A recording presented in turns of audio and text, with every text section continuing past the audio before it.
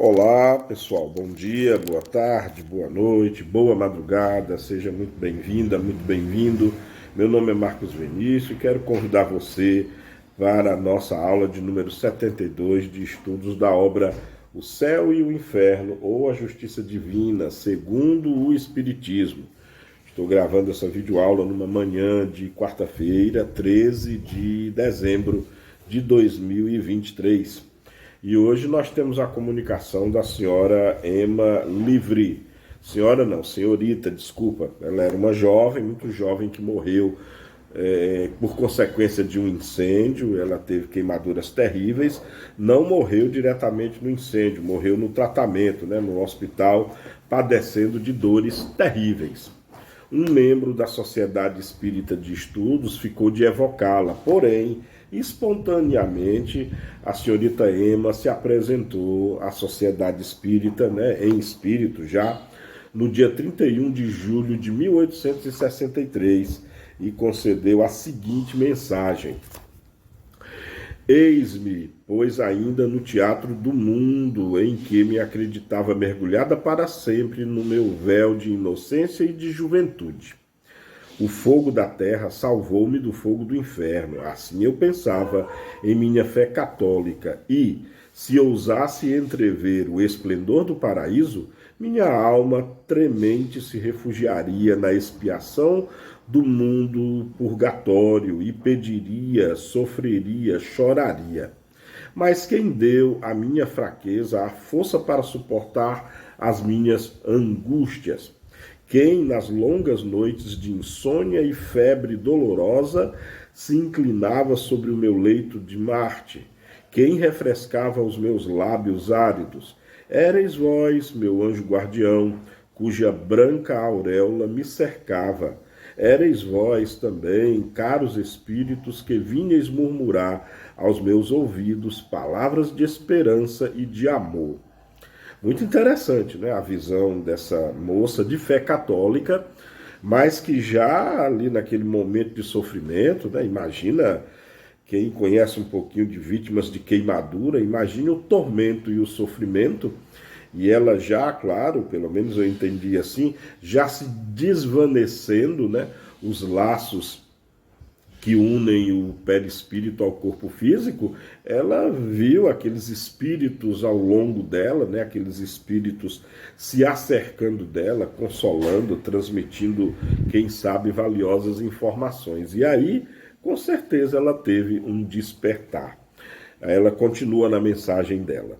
O ardor que consumia o meu fraco corpo despojou-me do agarramento ao que passa. Também eu morri já vivendo a verdadeira vida. Não conheci a perturbação e entrei serena e recolhida no dia radioso que envolve aqueles que, depois de terem muito sofrido, esperaram um pouco. Minha mãe, minha querida mãe, foi a derradeira vibração terrestre que ressoou em minha alma, quanto quisera que se tornasse espírita. Aqui, fazendo jus àquilo que eu comentara anteriormente, ela viu na passagem, interessante como ela encarou aqui a morte como uma passagem para a vida. Como ela percebeu quando ela diz aqui, também eu morri já vivendo a verdadeira vida. Ou seja, antes que se houvesse consumado, a passagem dela, ela já tinha essa visão da vida futura, da vida verdadeira. Aqui a lamentação, do fato da mãe dela não ser espírita, ela queria que a mãe dela fosse, enfim. Ela termina a mensagem, essa mensagem da seguinte forma: destaquei-me da árvore terrestre como um fruto maduro antes do tempo. Não tinha ainda que roçar pelo demônio do orgulho, que excita as almas com os infelizes arrastamentos pelos sucessos brilhantes da embriaguez da juventude. E muito interessante como ela desencarnou muito jovem ainda, não teve ainda os arroubos dos sucessos materiais da vida, dos sucessos alegóricos da vida, ou daquilo que a grande massa chama como sucesso, né? Aquelas coisas, aquisição da matéria, aquisição de posses e por aí vai. Ela aqui lembrando que conseguiu, a vantagem de ter ido cedo foi não ter sequer sido arrematada por essas reminiscências, por essas sensualidades, por esse tipo de prazer, por esse tipo de cobiça, por esse tipo de ganância, né? Por esse tipo de, de, de busca, né? Busca puramente material. Pelo menos fica claro que ela deixa transparecer a felicidade por não ter sido arrastada por essas coisas muito naturais, né, da vida. E ela continua: bendigo o ardor, bendigo o sofrimento, bendigo a prova que era uma expiação. Aqui, talvez no arroubo de lucidez, ela entendendo que o que passou fora uma expiação. Semelhante a esses fios brancos do outono, flutuo arrastada na corrente luminosa. Não são mais as estrelas de diamante que brilham na minha fronte, mas as estrelas de ouro do bom Deus. Aqui há alusão, ela provavelmente é uma pessoa de posses, né? Pois faz alusão a uma espécie de diadema, né? Usado na testa com diamantes. E agora o ouro do bom Deus, não o ouro, o elemento químico, não o ouro, o metal precioso, mas a preciosidade que vem do Criador. Muito interessante, né? Ela faz uma outra... Na verdade, no dia anterior, né, 30 de junho de 1863, ela também dá uma seguinte mensagem num outro centro, né? Que é a seguinte: aqueles que sofrem na terra serão recompensados na outra vida. Deus é cheio de justiça e misericórdia para com aqueles que sofrem neste mundo. Concede uma felicidade tão pura, uma felicidade tão perfeita, que não se deveria temer nem os sofrimentos e nem a morte. Se fora possível, às pobres criaturas humanas sondar os misteriosos desígnios de nosso Criador. Mas a terra é um lugar de provas, frequentemente bem grandes, frequentemente semeadas de dores bem pungentes. Sede resignados a tudo, se fordes por elas alcançados. A tudo inclinai-vos diante da bondade suprema de Deus, que é todo-poderoso. Se vos der um fardo pesado a suportar, se vos chama a ele depois de grandes sofrimentos, vereis na outra vida a vida feliz. Quão pouca coisa eram essas dores e essas penas da terra, quando julgardes a recompensa que Deus vos reserva. Se nenhum lamento, nenhum murmúrio entrar em vosso coração. Bem jovem deixei a terra. Deus quis me perdoar e me dar a vida daqueles que respeitaram as suas vontades.